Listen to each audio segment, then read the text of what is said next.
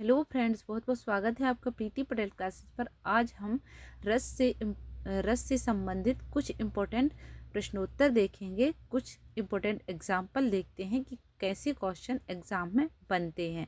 इससे पहले मैंने रस के स्थायी भाव, रस के अंग को पढ़ाया है, तो आप पहले वाला वीडियो ज़रूर देखिएगा। इसको पढ़ते हैं, फिर उसके बाद डिटेल से चीज़ों को पढ़ेंगे। रस कितने प्रकार के होते हैं? तो रस 9 प्रकार के होते हैं। उधव, ये सारे प्रीवियस ईयर एग्जाम में पूछे गए क्वेश्चन हैं। उधव मोहे ब्रज बिसरत नाही, हंस सुता की सुंदर कगरी, और द्रुमन की छाही। उधव मोहे ब्रज बिसरत नाही में कौन सा रस है, ये पूछा गया है। जिसमें श्रृंगार रस है, क्योंकि श्रृंगार रस में यहाँ पर वियोग श्रृंगार है। श्रृंगार रस के भी दो भेद होते हैं, संयोग श्रृंगार जिसमें मिलन होता है, वियोग श्रृंगार जिसमें नायक नायिका दूर जाते हैं। हिंदी साहित्य का 9वां रस शांत रस को माना गया है। उस काल मारे क्रोध के, तन कांपने उसका लगा, मानो हवा के जोर से सोता हुआ सागर जगा।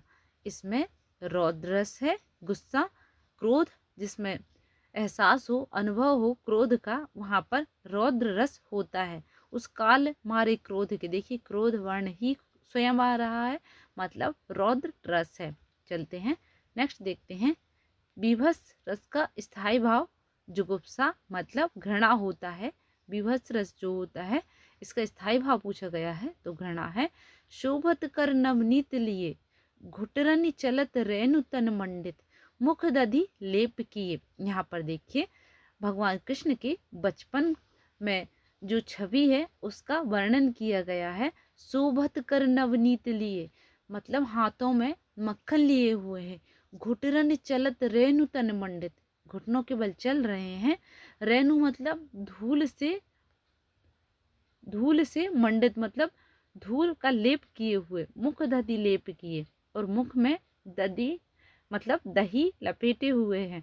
तो इनका जो सुंदर छवि है भगवान कृष्ण की, उसका वर्णन किया गया है।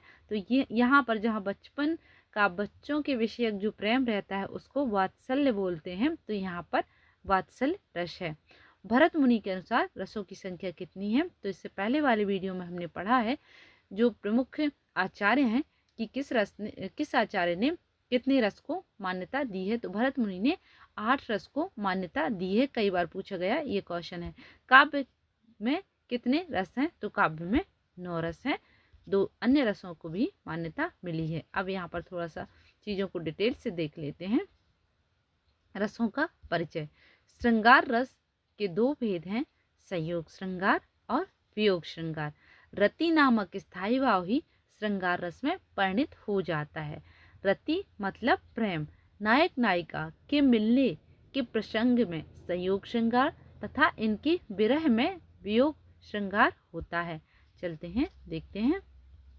अब देखिए अनुभाव, यहाँ पर उद्दीपन विभाव और अनुभाव। तो अनुभाव के बारे में थोड़ा सा डिटेल से पढ़ लेते हैं। यहाँ से क्वेश्चन तो कम आते हैं, लेकिन कई बार डीप से जब क्वेश्चन बनते हैं तो यहाँ से भी क्वेश्चन आते हैं। तो अनुभाव के कार्य क्या हैं, कौन कौन से हैं? सात्विक, वाचिक, कायिक, आहार्य। तो यहाँ पर सात्विक क्या होता है? वाचिक मतलब वचन से। अनुभाव के जो कार्य हैं, कौन कौन से कार्य हैं? वचन से मतलब बोलने से, काया मतलब शरीर से। सात्विक देखिए, जो विकार या चेष्टाएं शरीर के स्वाभाविक क्रिया के रूप में होती हैं वह सात्विक होती हैं। इसके 8 प्रकार हैं। अब देखिए, जो विकार व चेष्टाएं शरीर के अंगों के व्यापार के रूप में प्रकट होती हैं उन्हें कायिक अनुभाव कहते हैं। जैसे कि भय में भागना, क्रोध में भला बुरा कहना, रति में चुंबन, आलिंगन, कटाक्ष आदि। देखते हैं सात्विक के 8 प्रकार कौन कौन से हैं। तो आपसे किसी एक को देकर इसके बारे में, इसका मीनिंग आपसे पूछा जा सकता है। तो देख लेते हैं इसको एक बार। स्तंभ क्या होता है? प्रसन्नता, लज्जा आदि के कारण शरीर की गति रुक जाती, मतलब स्तंभित रह जाना, एक खंबे की तरह खड़े रह जाना, देखते रह जाना। कंपन क्या होता है? हर्ष, तिरेक, काम, भय आदि के कारण शरीर का कांप जाना, मतलब कंपन हो जाना। स्वरभंग क्या होता है? स्वरभंग मतलब वाणी में लड़खड़ा जाना। जब ये विभाव अनुभव हमारे अंदर चलते हैं तो हम कई बार सही तरीके से बोल नहीं पाते हैं। जैसे कि हमारे हृदय में किसी के प्रति बहुत प्रेम है तो हम उसके सामने बोल नहीं पाते, वाणी लड़खड़ा जाती है। हर्ष, शोक, भय, मद के कारण मुख मुख का स्वाभाविक गति वचनों का ना निकलना, मतलब जो स्वाभाविक चीज़ें मुंह से निकलनी चाहिए वो नहीं निकल पाती। देखते हैं व्यवर्ण क्या होता है? व्यवर्ण मतलब वर्ण मतलब होता है रंग। भय, शोक, काम, शंका के कारण से शरीर के रंग उड़ जाना, बोलते हैं ना रंग पीला पड़ जाता है। जब इतनी हमको शर्म या लज्जा किसी चीज़ में आ जाती है या फिर कोई ऐसी बात हो जाती है कि हमारा चेहरे का रंग उड़ जाता है, सामने वाला समझ जाता है। आश्रु क्या है? आश्रु मतलब आंसू, आनंद, तिरेक, शोक मतलब दुख के कारण हमारी आंखों से आंसू गिर जाए, कारणों से आंखों में आंसू या पानी भर आना। प्रलय क्या है?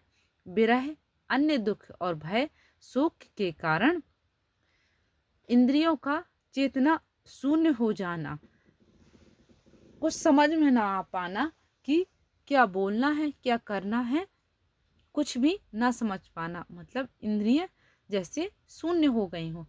स्वेद क्या होता है? स्वेद मतलब पसीना होता है। भय, लज्जा, प्रेम आदि के कारण शरीर में पसीना आ जाना वह स्वेद होता है। रोमांच क्या होता है? काम, हर्ष, भय आदि के कारण रोंगटे खड़े हो जाना, मतलब रोमांचित हो जाना। चलते हैं नेक्स्ट देखते हैं इनका थोड़ा सा, कई बार इनका मीनिंग पूछा जाता है तो आपको इन 8 का मीनिंग पता होना चाहिए। स्तंभ, कंप, स्वरभंग। स्तंभ मतलब स्तंभित रह जाना, कंप मतलब शरीर में कंपन होना, स्वरभंग मतलब वाणी में सही तरीके से ना निकल पाना, वैवर्ण मतलब रंग पीला पड़ना, अश्रु मतलब आंसू का बहना, प्रलय मतलब विरह दुख के कारण इंद्रियों का चेतना शून्य हो जाना, श्वेद मतलब होता है पसीना आ जाना, रोमांच मतलब रोंगटे खड़े हो जाना, शरीर में रोमांच, शरीर को रोमांचित हो जाना। देखते हैं वैसे 9वीं सात्विक अनुभव में जिब्रा या जम्हाई को माना गया है, जम्हाई को माना जाता है। इन्हें सात्विक भाव को तन संचारी भी कहते हैं, मतलब सात्विक भाव को तन संचारी मतलब जो शरीर से संचरित होते हैं, जो शरीर में चलते हैं, शरीर जिसका पता चलता है शरीर से। आश्रय, अब देखिए आश्रय क्या होता है? आश्रय है नायक, आलम्बन है नायिका। आश्रय मतलब जिसके मन में भाव उठ रहे हैं वह आश्रय है। आलम्बन कौन है? मतलब जिसके लिए वह भाव उठ रहे हैं वह आलम्बन है। उद्दीपन क्या है? उसकी चेष्टाएं, उसकी चेष्टाएं, हाव भाव, तिरछी चितवन जो नायिका कर रही है, जिसके कारण जो नायक है उसका उद्दीपन मतलब उसकी भावनाएं तेज हो रही हैं। तिरछी चितवन, मुस्कान, अनुभव। अनुभव क्या है? कटाक्ष, आलिंगन, चुम्बन। संचारी भाव क्या है? लज्जा, हर्ष, चपलता। तो एक के बाद ये एक का संचार हृदय मन में होता है। चलते हैं देखते हैं इसके। अब देखिए श्रृंगार रस के बारे में हम पढ़ रहे हैं, सारा श्रृंगार रस का डिटेल है ये, आश्रय, आलम्बन। तो यहाँ पर एग्जाम्पल भी दिए जा रहे हैं, ये श्रृंगार रस के हैं। बतरस लालच लाल की मुरली धरी लुकाए, सोह करे भवने हसे, देन कही नट जाए। भगवान कृष्ण की मुरली राधिका जी ने छिपा ली है, काय के लिए? ताकि उनसे वह बात कर सके। और शौह करें, भवनों हंसे मतलब इशारा कर रही हैं और हंस रही हैं, और देने के जब लिए जब बोल रहे हैं भगवान तो यह मना कर दे रही हैं ताकि हम और भगवान से बात कर पाएँ, थोड़ी देर वह और ठहर पाएँ। नेक्स्ट देखते हैं, तो ये संयोग श्रृंगार का एग्जाम्पल है। देखिए तरणी तनुजा तट तमाल तरुबर बहुछाए, झके कूल सो जल परसन हित मनहु सुहाए। यहाँ पर ये भी श्रृंगार रस का एग्जाम्पल है। अब यहाँ देखते हैं वीर रस देखिए, वीर रस क्या होता है, उत्साह नामक स्थायी भाव ही वीर रस में परिणित हो जाता है। जब हम उत्साहित हों किसी भी चीज़ के लिए, जैसे कि यहाँ पर स्थायी भाव क्या होता है, इसमें उत्साह होता है, आलम्बन क्या होता है, शत्रु होता है, आश्रय क्या होता है, नायक पुरुष, उद्दीपन क्या होता है, युद्ध के बाजी, अनुभव क्या होता है, अंगों का फड़कना या रोमांच। एक बहुत ही मोटिवेशनल सॉन्ग है, जो देखिए कौन सा है अभी मेरे को याद नहीं आ रहा, मौत अंत है नहीं तो मौत से भी क्यों डरे, ये जाके आसमान में दहाड़ दो, कुछ ये सॉन्ग आपने सुना होगा। तो वही भी रस आपको वह सुनने से जो भी मन में हलचल पैदा होती, जो उत्साह होता है, जो काम करने के लिए आप आगे होते हैं कि नहीं ये काम को करना ही है हमको, तो वही वीर रस है। वीर रस मतलब वीरता। पुराने टाइम पर क्या होता था, युद्ध के बाजे बजना, ये युद्ध पुराने टाइम पर ये सारे रस जो हैं, तो उनके एग्जाम्पल भी पुराने टाइम के लिए गए हैं। लेकिन आज के समय में भी बहुत सारे ऐसे गाने हैं जिनमें वीर रस मन में उत्पन्न हो जाता है, जिसमें कमज़ोर से कमज़ोर व्यक्ति को अगर वह गाना सुना दिया जाए तो वह भी तैयार हो जाता है लड़ने के लिए, कुछ करने के लिए। तो अंगों का फड़कना, रोमांचित होना, उस टाइम पर आलम्बन क्या होते थे, शत्रु होते थे। स्थायी भाव क्या, उत्साह, मन में उत्साह का, उत्साह मतलब काम को करने का एक दृढ़ निश्चय पैदा हो जाना। नायक मतलब वीर पुरुष, उद्दीपन युद्ध के बाजे बनना, वही जैसे किसी ने कुछ दोहा, कुछ गाना सुना दिया। अनुभव क्या होता है, अंगों का भड़कना या रोमांच। अब नेक्स्ट देखते हैं, उदाहरण देखते हैं। वीर तुम बढ़े चलो, धीर तुम बढ़े चलो, सामने पहाड़ हो कि सिंह की दहाड़ हो, तुम कभी रुको नहीं, तुम कभी झुको नहीं। तो ये वीर रस का एग्जाम्पल है।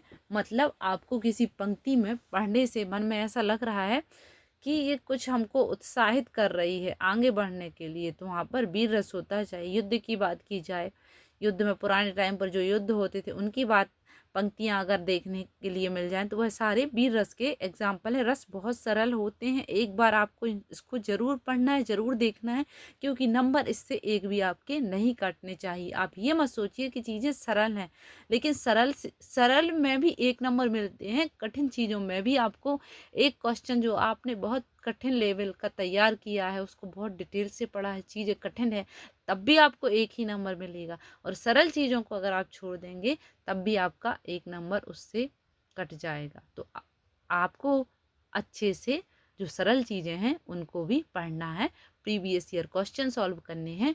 और सरल चीज़ें तो एक बार में ही समझ में आ जाती हैं। रस ये बहुत सरल हैं, इनके भाव बस आप समझ जाएं तो हर एक रस को एग्जाम्पल के थ्रू पकड़ सकते हैं। और क्वेश्चन अगर डिटेल से बनते हैं तो इससे पहले मैंने सारी चीज़ें आपको डिटेल से पढ़ाई हैं, तो आप उसको भी जाकर देख सकते हैं। विभाव, अनुभाव, संचारी भाव क्या होते हैं, इनके अंग, रस के अंग अच्छे से पढ़िए, स्थायी भाव को पढ़िए, उनको याद रखिए।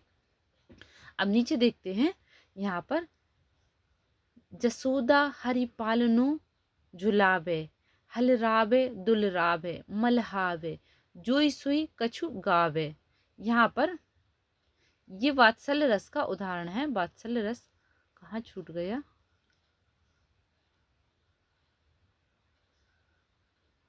शांत रस, ये तीसरा रस शांत है, ये वीर रस हमने अभी पढ़ा है। हाँ, शांत रस पर चलते हैं। शांत देखिए, ये भी वीर रस का उदाहरण है। साजी चतुरंग सैन्य अंग में उमंग धारी, सरजा शिवाजी जंग जीतन चलत है। अब देखिए पुराने टाइम के, ये शिवाजी के टाइम के युद्ध के ये एग्जाम्पल दिया हुआ है। शांत रस क्या होता है, शांत रस देखिए, निर्वेद नामक स्थायी भाव का विभाव आदि से संयुक्त होकर शांत रस की निष्पत्ति करता है। इसके अवयव निम्न है। स्थायी भाव क्या है, निर्वेद, निर्वेद मतलब विरक्त हो जाना चीज़ों से, जब मन में विरक्ति आ जाए संसार के प्रति। आलम्बन क्या है, ईश्वर, ईश्वर आलम्बन है शांत रस में। ईश्वर का चिंतन आलम्बन है। संसार की असारता मतलब संसार में कोई सार जैसी बात नहीं है संसार की, जब आपके मन में संसार के प्रति निर्मोही हो जाएं आप। आश्रय क्या है? ज्ञानी व्यक्ति। उद्दीपन क्या है? सत्संग, दार्शनिक ग्रंथ। जैसे वहां पर उद्दीपन नायिका थी श्रृंगार रस में, शांत रस में उद्दीपन क्या है? सत्संग। सत्संग में जितने बैठेंगे उतने ही आपके मन में विरक्ति आएगी और ईश्वर के प्रति प्रेम आपका बना रहेगा। दार्शनिक ग्रंथ, जो पुराने ग्रंथ हैं, का पठन। संचारी भाव क्या है? गिलानी। किसके प्रति गिलानी?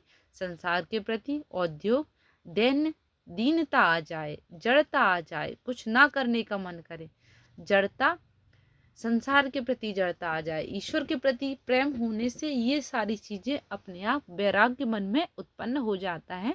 तो वहां पर जैसे ही कुछ ऐसे एग्जाम्पल आपको मिले जिसमें ईश्वर के प्रति प्रेम और वैराग्य संसार के प्रति दिखाई दे, वहां पर शांत रस होता है। अब देखते हैं एग्जाम्पल, देखते हैं।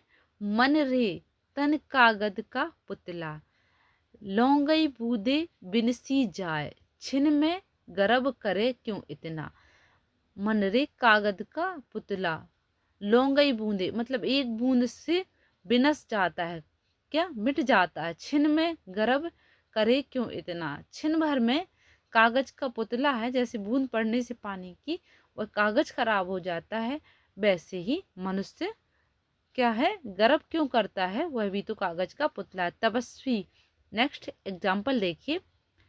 तपस्वी क्यों इतनी हो क्लांत, वेदना क्या यह कैसा वेग है, आह तुम कितने अधिक हताश, बताओ यह कैसा उद्वेग है। देखिए यहाँ पर तपस्वी की बात आ गई।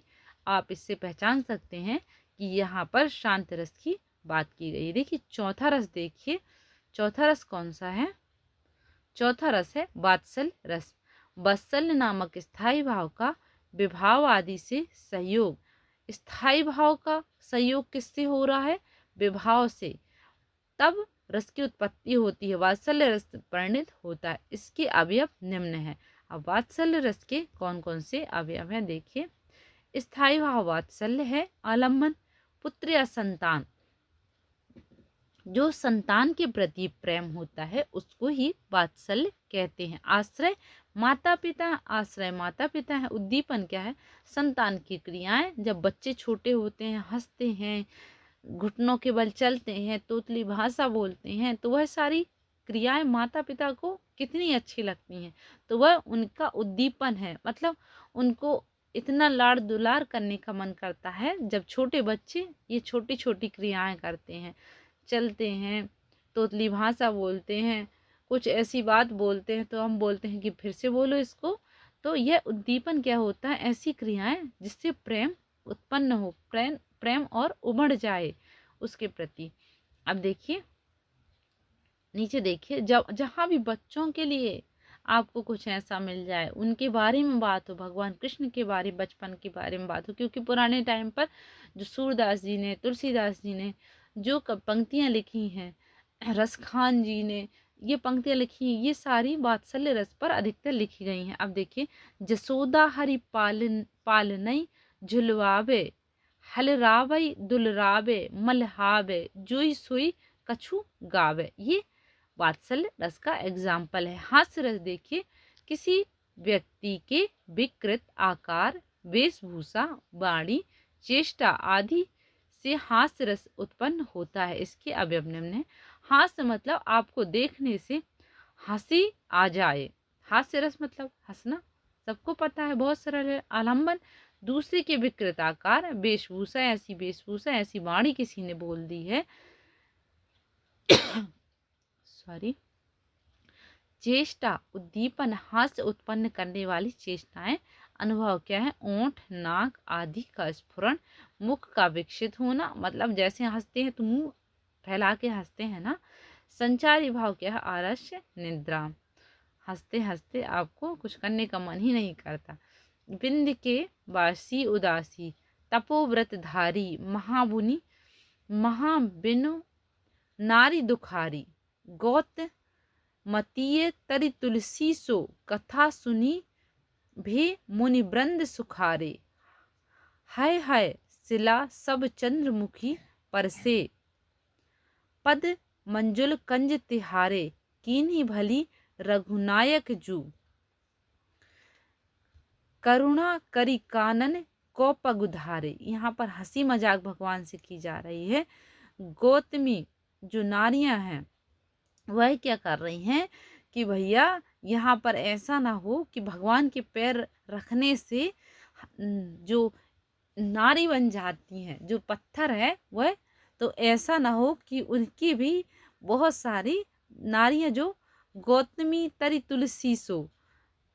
देखिए तपोव्रत धारी महामुनि नारी दुखारी, जो तपोव्रत धारी हैं गौतम जी की पत्नी गौतमी, वह क्या सोच रही हैं कि भगवान के पैर रखने से कहीं ऐसा ना हो कि शिला सब चंद्रमुखी पर से पदमंजल कंज तिहारे, मतलब आपके मंजुल जैसे चरण पड़ने पर कहीं ऐसा ना हो कि पत्थर जो है चंद्रमुखी नारियां बन जाए, तो उनको चिंता हो रही है।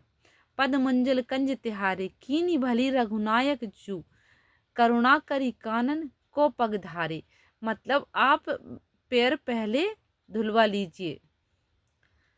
अब देखते हैं तो यहाँ पर इसको देखिए, आप अगर इसको नहीं पढ़ेंगे तो आपको समझ में नहीं आएगा कि इसमें कौन सा रस है। इसलिए पुराने टाइम के, क्योंकि ब्रज और अवधी भाषा में अगर खड़ी बोली में है तो आपको ये समझ में आ जाएगा खड़ी बोली की हास्य रस है। लेकिन ये एग्जाम्पल जो ब्रज और अवधी भाषा में है वह आप नहीं समझ पाएंगे और आपको पता नहीं चल पाएगा कि इसमें हास्य रस है। हंसी आ रही है कि भैया ऐसा ना हो कि भगवान के पैर, फिर तो उनकी लिए चिंता हो जाएगी कि ये तो गौतमी खुद ही है और उनके गौतम ऋषि के लिए और ढेर सारी पत्नियां उनको मिल जाएंगी। तो इस वजह से यहाँ पर और इसका सही सही देखिए, भयानक रस क्या होता है। भयानक रस किसी भयप्रद वस्तु, व्यक्ति या स्थिति का ऐसा वर्णन जो मन में भय का विचार करे, भयानक रस है। व्यंजना करता है, इसके अवयव निम्नलिखित हैं। स्थायी भाव इसका क्या है, भय है। आलंबन क्या है, भयानक दृश्य जिसको देखने से डर जाए। उद्दीपन क्या है, आलंबन की चेष्टाएं। नीरवता कोलाहल अनुभव क्या है, कंप है। स्वेद मतलब पसीना आ जाना, शरीर का कांपना, स्वर भंग हो जाना, डर जाना। डर के ये सारे लक्षण है ना, शरीर कांपने लगता है, पसीना आने लगता है, स्वर भंग हो जाता है, पलायन मूर्छित हो जाता है इंसान। संचारी भाव क्या होता है, आवेग, शंका, दैन्य कि कोई हमें बचा ले, दीनता आ जाती है, चिंता होने लगती है।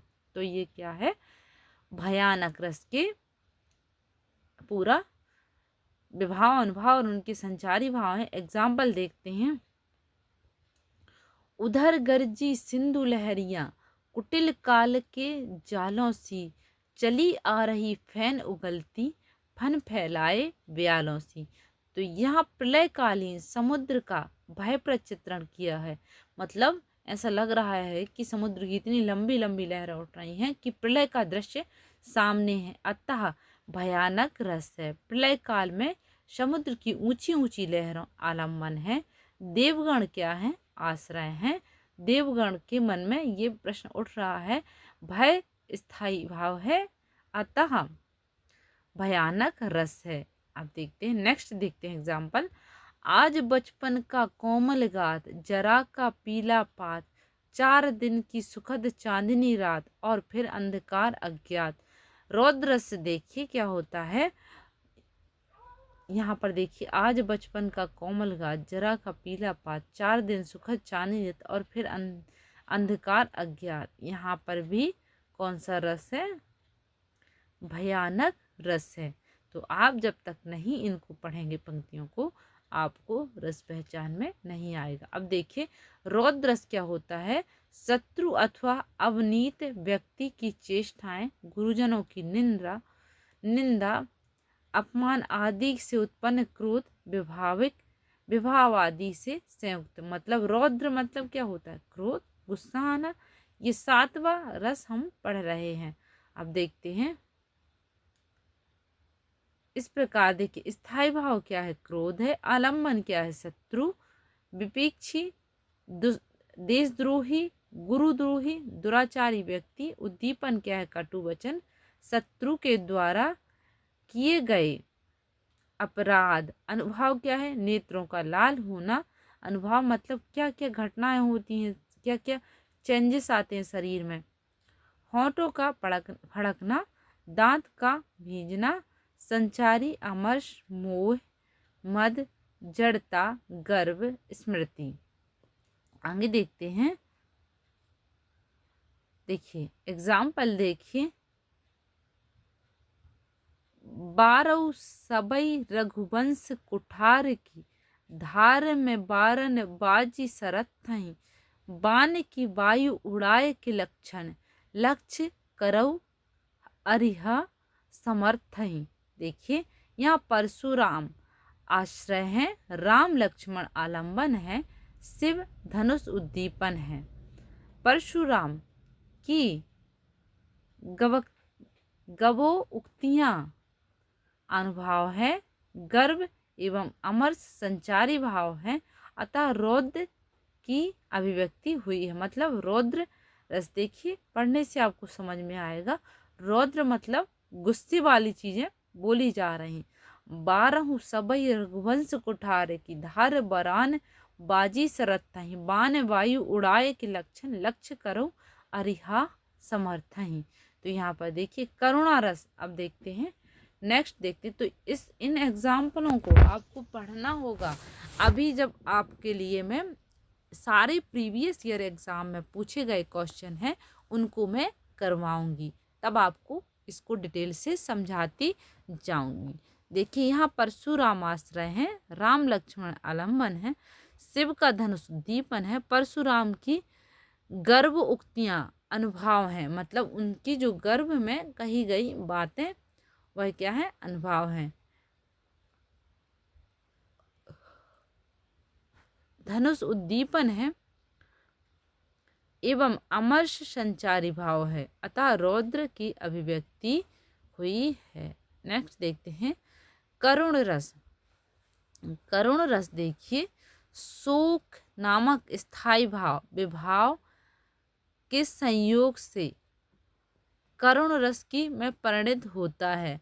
करुण रस देखिए, करुण रस शोक नामक स्थायी, करुण मतलब क्या होता है, दया आ जाना, सुख मतलब दुख के कारण। इसके अवयव निम्न है, देखिए स्थायी भाव है क्या, शोक, आलंबन है प्रियजन का मृत शरीर। यहाँ पर क्या है, करुण रस में जो दुख उत्पन्न हो रहा है उसके प्रति जो मन में हमारे करुणा और दया उत्पन्न, करुण मतलब दया, इष्ट नाश का मतलब अपने इष्ट का नाश होना। संचारी भाव क्या है, निर्वेद है, निसंचारी भाव निर्वेद है। ग्लानि, चिंता, मोह, विषाद, दैन्य। अनुभाव देखिए, अनुभाव क्या होते हैं, आश्रुपात, बिलाप, वैवर्ण, शिथिलता, स्मृति का लोप हो जाना, मतलब सही तरीके से ना सोच पाना। इसको हम करुण रस को पढ़ रहे हैं। अब देखिए एग्जाम्पल देखिए, राधव गीध गोद कर लीन हो, नयन सरोज स्नेह सलिल, सुचि मनहु अरघ जल दीन हो। यहाँ जटायु की मृत्यु का प्रसंग है। मृत जटायु आलंबन है, राम क्या है, आश्रय है, जटायु का शरीर उद्दीपन है, राम का आंसू बहना अनुभाव है। अनुभाव क्या, शरीर से क्या परिवर्तन आ रहा है वह अनुभाव होता है। चिंता हो रही है, गुस्सा आ रहा है रावण के प्रति। स्मृति संचारी भाव है, अतः राम का शोक करुणा रस में परिवर्तित हो गया। मतलब दुख के बाद करुणा आती है कि ये दुख हुआ। रौद्र गीध गोद कर लीने, मतलब राधव गीध गोद कर लीने, उस गीध को जटायु को गोद में लेने के बाद नयन सरोज स्नेह सलिल, आंखों से आंसू बह रहे हैं। सुचि मनहु अर्घ जल दीने, और उनको अर्घ दिया मतलब पानी दिया, किनको, जटायु जी को। तो यहाँ पर दुख का भाव भगवान के मन में है, रो रहे हैं, और उसके बाद जो करुणा उत्पन्न हो रही है, तो स्थायी भाव उनके मन में क्या उत्पन्न हुआ, करुणा। पहले तो रस, दुख हुआ, फिर दुख के बाद क्या, करुणा आई। करुणा स्थायी भाव है जो बाद में उत्पन्न होती है। नेक्स्ट देखते हैं, अभी तो मुकुट बंधा था माथा, हुए कल ही हल्दी के हाथा, खुले भी ना थे लाज के बोल, खिले थे चुम्बन शून्य का पोल। हाय रुक गया यही संसार, बिना सिंदूर अनल अंगार। बात हत लतिका वट, सुकुमार पड़ी छिन्न धार। यहाँ पर देखिए, अभी तो मुकुट बंधा था माथे, हुए कल हल्दी के हाथे, खुली भी ना थी लाज के बोल, खिले से चुंबन शून्य कपोल। हाय रुक गया यही संसार, बिना सिंदूर अनल अंगार। यहाँ पर भी आप इसको ध्यान से पढ़ेंगे तो आपको समझ में आ रहा है कि किसी तो यहाँ पर शोक का वर्णन, दुख की बात हो रही है। जहाँ भी दुख की बात आपको लगे वहाँ पर करुणा रस होता है। विभत्स देखिए, घृणा नामक स्थायी भाव। विभत्स मतलब घृणा, घृणा हो किसी चीज को देखने से, विभाव आदि से संयुक्त होकर विभत्स रस में परिणत होता है। इसके अवयव निम्न है। स्थायी भाव जुगुप्सा, जुगुप्सा भी हो सकता है, घृणा भी हो सकता है। आलम्बन, मांस, रक्त, अस्थि, शमशान, दुर्गंध, मतलब ये सारी चीजें अगर आपको सामने दिखेंगी तो आपके मन में क्या, घृणा, छी छी, ये भाव आएगा। उद्दीपन क्या है, रक्त, मांस आदि का सड़ना, कुत्ते गिद्ध आदि द्वारा सबको नोचना। अनुभाव, थूकना, अनुभाव क्या करोगे आप, थूकोगे, छी। नाक या भौहें सिकोड़ना, तो अनुभाव क्या है, जो शरीर की क्रियाएं हो रही हैं वह अनुभाव है। रोमांच क्या है, संचारी भाव, मोह, जड़ता, व्याधि, मतलब डर लग रहा है आपको चीज़ों के प्रति। अब देखिए थोड़ा सा और बचे हैं, फिर यहाँ पर सारे प्रीवियस ईयर एग्जाम के क्वेश्चन हैं, इनको पढ़ाने के बाद ये क्वेश्चन हम करेंगे। यहाँ पर देखिए अद्भुत, बस थोड़े से रस और बचे हैं। स्थायी भाव, ये करुण रस हमने पढ़ लिया है। यहाँ पर हम इसको पढ़ रहे हैं, अभी बीभत्स रस को पढ़ रहे हैं। उसके एग्जाम्पल देखते हैं। देखिए एग्जाम्पल देखिए कौन कौन से हैं। सिर पर बैठो काग, आँखी दोहु खात, निकारत खींचत जीवहि सियार। देखिए कितना घृणाप्रद यह वर्णन किया गया है कि सिर पर कौआ बैठा है, आँखी दोनों आँख निकाल रहा है, खात निकारत खींचत जीवहि, जीव खींच रहा सियार, अतः आनंद और धारत, मतलब जिसको पढ़ने से हमारे मन में घृणा का भाव हो रहा, यही स्थायी भाव जुगुप्सा घृणा है। पाठक आश्रय है, आलम्बन शमशान का दृश्य है, काग द्वारा आंखों का निकालना उद्दीपन है, जो हमारी घृणा को और ज़्यादा बढ़ा रहा है, जिससे हमारे मन के भाव और ज़्यादा बढ़ने लगे, वह होता है उद्दीपन। चाहे वह सुंदरता के प्रति हमारे मन में वह भाव, सुंदरता का भाव ज़्यादा बढ़ रहा है, प्रेम का भाव ज़्यादा बढ़ रहा है, या फिर घृणा का भाव, जिस चीज़ से अगर कोई भाव तेज गति से हमारे मन में बढ़ने लगे तो वह उद्दीपन कहलाता है।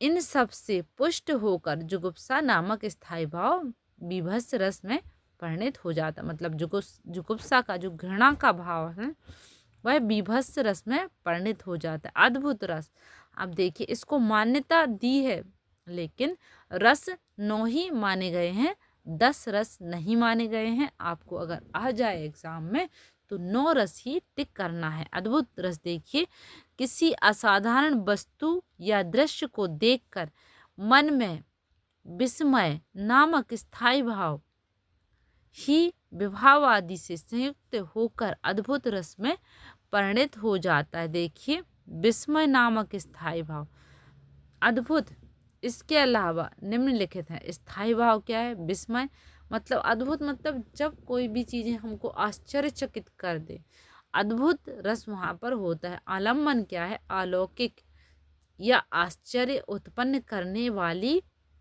वस्तु। उद्दीपन क्या है, उद्दीपन है आलम्बन के गुण।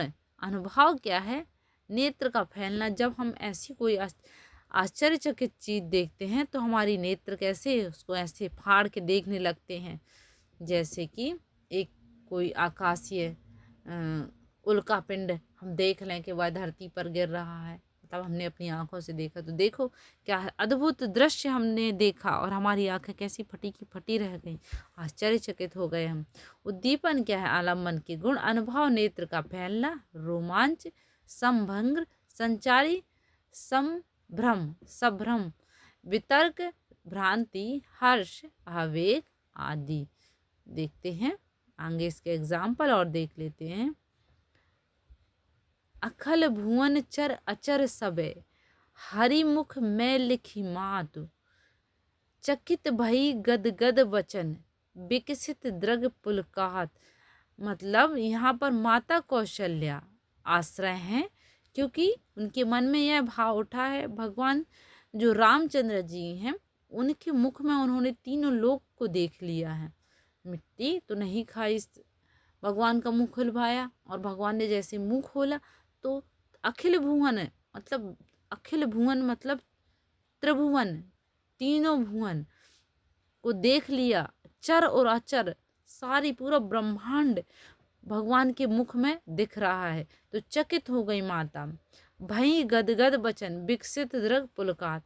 यहाँ आश्रय माता कौशल्या है। शिशु राम के मुख में सभी लोगों को देखना क्या है? आलम्बन है। चकित होना, रोमांचित आंखें फैलना अनुभव है।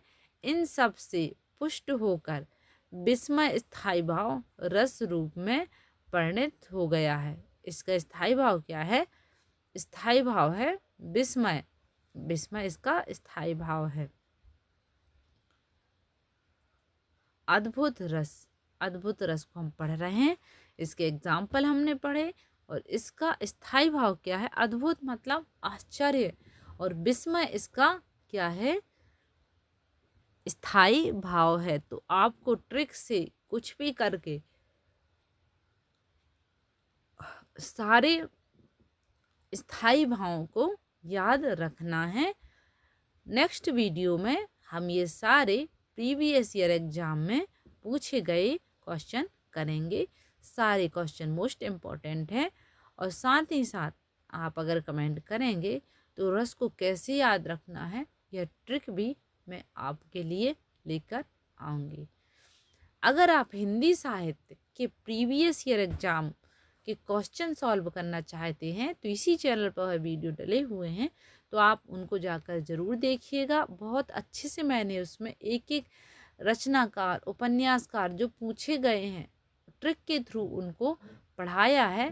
प्रीवियस ईयर एग्जाम में जो जैसे ही क्वेश्चन आते गए हैं, ट्रिक वहीं बना बना के आपको बताई हूँ, तो आप उनको जाकर ज़रूर देखिएगा। आपको प्रीवियस ईयर एग्जाम के क्वेश्चन ज़रूर सॉल्व करने चाहिए, क्योंकि आप पढ़ने के पहले आपको करना चाहिए। आपको इम्पोर्टेंट पॉइंट पता चले कि आपको कहाँ से कितना पढ़ना है।